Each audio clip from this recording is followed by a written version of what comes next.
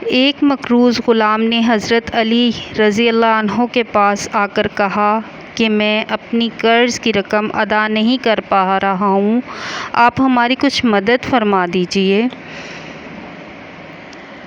تو انہوں نے کہا، کیا میں تم کو کچھ ایسے کلمے نہ سکھا دوں جو رسول اللہ صلی اللہ علیہ وآلہ وسلم نے ہمیں سکھائے تھے؟ اگر تیرے پاس پہاڑ کے برابر بھی قرض ہو تو تیری جانب سے اللہ اسے ادا فرما دے گا۔ ترمذی۔ وہ کلمات ہیں: اللہم اکفنی بحلالک عن حرامک واغننی بفضلک عمن سواک۔